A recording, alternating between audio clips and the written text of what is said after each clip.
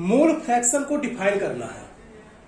तो एक्चुअली जो mole fraction है, तो इस पे टर्म आप देख सकते हो फ्रैक्शन है, और फ्रैक्शन पढ़े हैं हमने मैथ में। तो जिस तरह से मैथ में हमने फ्रैक्शन पढ़े हैं, ये कई बुक्स में तो क्लास 3rd में भी आ जाता है, क्लास 4th में भी आ जाता है। तो जैसा मोल फ्रैक्शन हमने वहां पर पढ़ा है, वैसा ही सेम ये भी है। अर्थात आपकी ये 4th 5th क्लास की मैथ है, और केमिस्ट्री से इसको अटैच कर दिया गया है, ये मान के चलिए आप। ठीक है, तो जैसे हमने पढ़ा था 4th 5th में कि इसको हमने कलर कर दिया, मान के चलिए ये सारे जो बॉक्स हैं वो आपके इक्वल हैं, और इस पे कलर कर दिया। तो अगर हमसे पूछे कि कलर वाले बॉक्स का फ्रैक्शन बताइए, तो हम क्या गिनते थे? कलर्स वालों को गिन लेते थे, उनको न्यूमरेटर पर लिखते थे अपॉन के ऊपर, और जो टोटल होते थे उनको कहाँ लिख देते थे? नीचे। अगर पूछे कि नॉन कलर वाले को बताओ, जिसमें कलर नहीं है, तो नॉन कलर वाले कितने हैं आपके? 3 हैं। तो 3 और टोटल कितने बॉक्स है? 5, तो 3/5। सेम उसी तरह से आपका ये मोल फ्रैक्शन भी है। इसमें मोल ले लिए गए हैं बस। ठीक है, तो मोल क्या होता है आपको पता ही है। मोल का मीनिंग हो गया इतने पार्टिकल्स या फिर इतने मॉलिक्यूल्स। ठीक है, तो इतने पार्टिकल्स अगर कहीं रखे हुए हैं तो हम उनको बोलेंगे कि 1 मोल्स है। जैसे आपको डोजन वगैरह में बताया गया था पिछली बार कि 1 डोजन इक्वल टू 12 कुछ भी, 12 बनानाज या कुछ भी। इसी तरह से 1 मोल इक्वल टू इतने पार्टिकल्स। तो ऐसे ही इसमें भी होगा।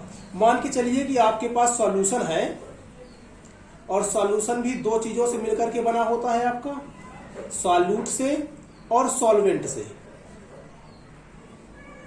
तो मान के चलिए कलर वाले क्या है? सॉल्यूट हैं, और जो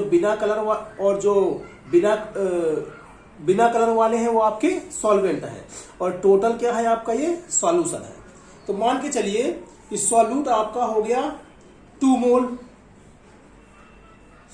और सॉल्वेंट जो है वो कितना है? 3 मोल। तो टोटल कितना हो गया? 5 मोल। अब आपसे कोई पूछे कि सॉल्यूट के मोल फ्रैक्शन बताइए, तो सॉल्यूट का मोल फ्रैक्शन, तो सॉल्यूट वाले आप गिन लीजिए कितने हैं? 2 है, और टोटल कितने हैं? 5। तो सॉल्यूट का मोल फ्रैक्शन कितना हो जाएगा? 2/5। इसी तरह से यदि कोई आपसे पूछे कि सॉल्वेंट के मोल फ्रैक्शन बताइए, तो कितने हैं? 3 मोल्स हैं, और टोटल कितने मोल्स हैं? 5 मोल्स। तो ये हो गए आपके सॉल्वेंट का मोल फ्रैक्शन। तो ये सिंपली एक मैथ है, इसको केमिस्ट्री के रूप में देख करके आप ज्यादा डिफिकल्ट नहीं मानेंगे इसको। ये सिंपली क्या है? तो आपकी एक मैथ ही है। ठीक है। डेफिनेशन भी आप देख सकते हो, it is defined as the ratio of number of moles of solute. तो रेशियो मीन्स ये रहा आपका अपॉन। तो रेशियो किसका?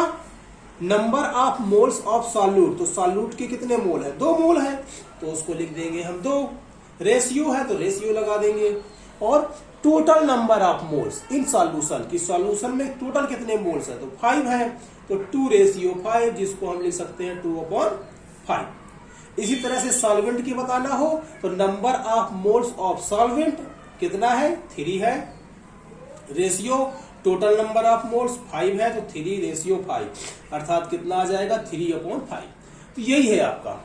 एग्जाम्पल भी दिया है, if A is the number of moles of solute. मान लिया कि ए जो है, ए के नंबर ऑफ मोल्स कितने हैं? Na है, और बी के नंबर ऑफ मोल्स कितने हैं? तो Nb है। तो मोल फ्रैक्शन ऑफ सॉल्यूट कितना हो जाएगा? तो ए वाले को लिख दो ऊपर, और टोटल लिख देना है नीचे। टोटल क्या है? Na plus Nb। टोटल क्या है? सॉल्यूट के और सॉल्वेंट के। इसी तरह से यदि आप XB निकालना चाहें, XB भी निकाल सकते हैं। XB मीन्स सॉल्वेंट के लिए मोल फ्रैक्शन। तो सॉल्वेंट के लिए कितना आ जाएगा? NB/Na plus Nb। ये क्या है आपका? टोटल है। इस तरह से आप इसको फाइंड कर सकते हो। इसी में आपको एक चीज है,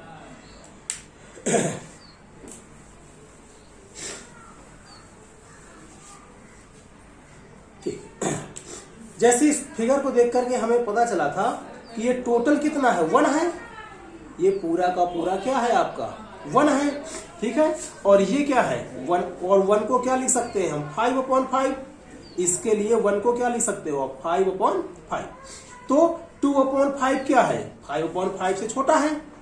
2/5 लेस देन क्या है 5/5, अर्थात 2/5 क्या है लेस देन 1 है। 5/5 का मीनिंग क्या हुआ 1, तो 2/5 क्या है 1 से लेस है। इसी तरह से 3/5 भी क्या है 5/5 से लेस है। कहने का मीनिंग हो गया कि 3/5 भी 1 से क्या है छोटा है। इसी तरह से आप इसको भी लिख सकते हो। क्या लिखोगे आप कि जो XA का आंसर आएगा, अर्थात NA प्लस NB जो आएगा वो भी 1 से लेस आएगा, और NB/NA प्लस NB जो होगा ये वाला, ये भी क्या आएगा 1 से लेस आएगा। अर्थात मोल फ्रैक्शन ऑफ A भी क्या आएगा 1 से लेस आएगा, और मोल फ्रैक्शन ऑफ सॉल्वेंट अर्थात B का भी कितना आएगा तो 1 से लेस आएगा। और एक चीज ध्यान दीजिए, यदि आप इन दोनों को प्लस कर देंगे 2/5 और 3/5 को, तो हमेशा ही क्या आएगा 1 ही आएगा, हमेशा ही 1 ही आएगा। इसी तरह से आप इनको भी प्लस करेंगे तो हमेशा कितना आएगा 1 ही आएगा। आइए चेक कर लेते हैं। तो हमने XA प्लस XB को प्लस किया। XA का मीनिंग क्या हुआ ये वाला,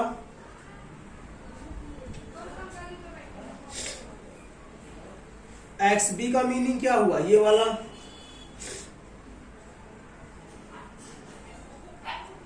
अब इनको प्लस कर लेते हैं।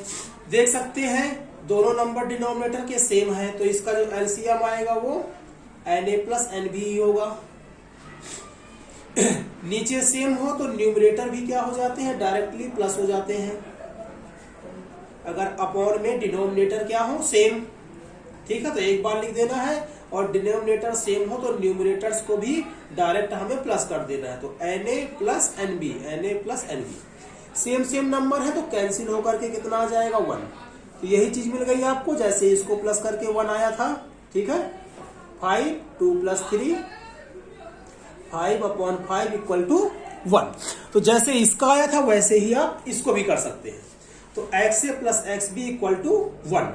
इस तरह से आप एक चीज और पता कर सकते हो कि जैसे कि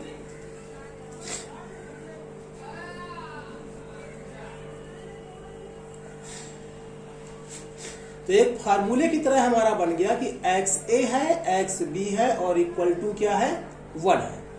अब यदि हमें XA फाइंड करना है और XB हमें पता है, तो हम इस तरह से फाइंड कर सकते हैं। अगर XB की वैल्यू ठीक है मोल फ्रैक्शन ऑफ किसके सॉल्वेंट की यदि पता है तो mole fraction of solute find कर सकते हो। इसी तरह से XB और XA को इधर ले जाएंगे तो माइनस में हो जाएगा, तो 1 - XA। अर्थात अगर हमें सॉल्यूट के मोल फ्रैक्शन पता है तो 1 माइनस करके हम सॉल्वेंट के भी मोल फ्रैक्शन पता कर सकते हैं। कैसे कर सकते हैं, जैसे कि मान के चलिए सॉल्यूट के जो है वो मोल फ्रैक्शन कितना है, तो मान के चलिए 0.3 है। पॉइंट में क्यों लिया है, क्योंकि हमें पता है कि वो क्या होगा लेस देन 1 होगा, 1 से छोटा होगा, अर्थात 0 पॉइंट कुछ होगा। और यदि हमें सॉल्वेंट का निकालना है, सॉल्वेंट के मोल फ्रैक्शन निकालना है, तो इसी को हम 1 से क्या कर देंगे माइनस, तो कितना आ जाएगा 0.7 आ जाएगा। इसी तरह से यदि हमें सॉल्वेंट के पता है कि मान के चलिए सॉल्वेंट के कितने हैं 0.4 है, तो हम सॉल्यूट के फाइंड कर सकते हैं 1 माइनस करके, तो कितना आ जाएगा 0.6 आ जाएगा।